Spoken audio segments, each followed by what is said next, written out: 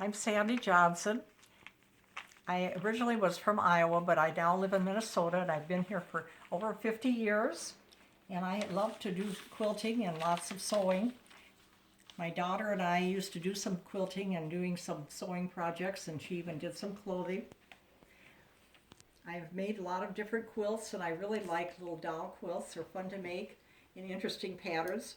I visited my aunt one time in the summer when I was young, and I took along a suitcase with only fabric and no clothing. We worked on all kinds of sewing projects, and these are some of the quilts that I've been working on.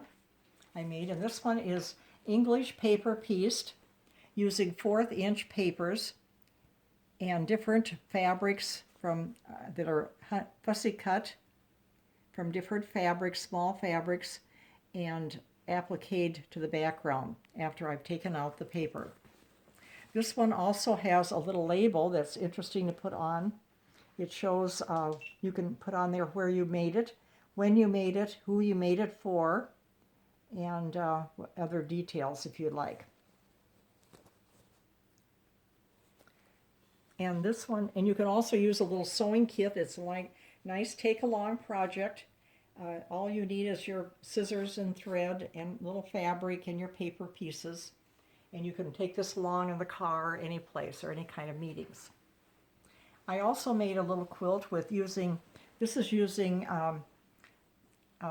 different types of shirtings, original shirtings, and these are reproductions.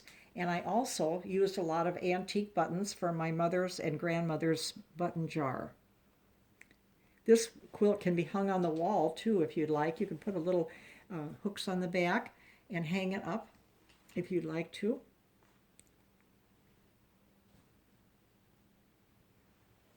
I also have another quilt that I put together with little triangles, and this one I put buttons on also, and an interesting color combination of blue and shirtings.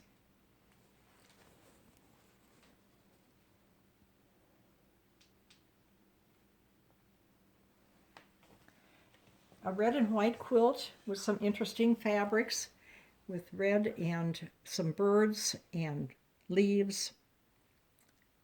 Fun to use different types of fabrics from your collection.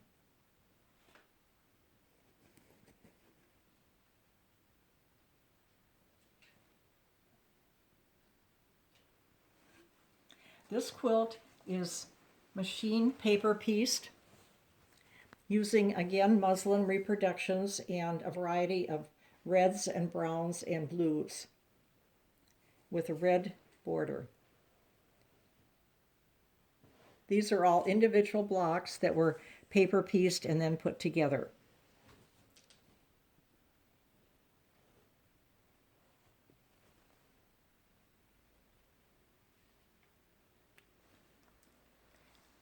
This one has some fabric on the back that's interesting, and I put a little label on that one also. This quilt is pink and green, and it's hand applique. You can also machine or hand quilt any of these quilts and make them real special.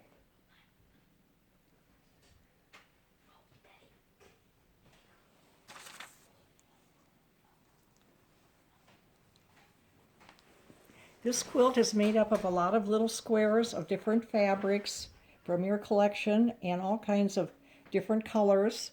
The center is from depicting women from like the book Little Women. It's interesting to put a center motif in your quilts to make them real special.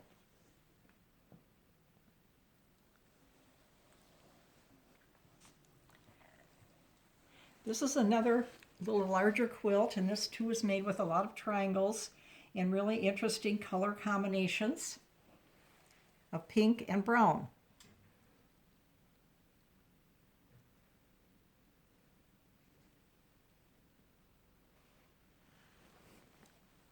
And then I also use this brown on the back.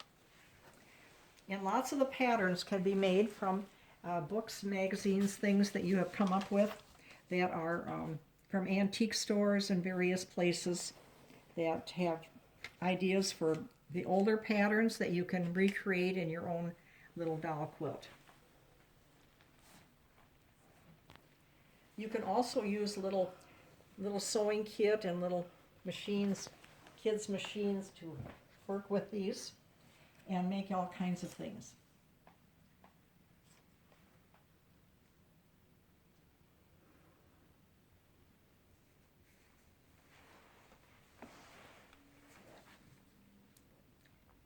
This quilt was made with different types of blocks, like a sampler.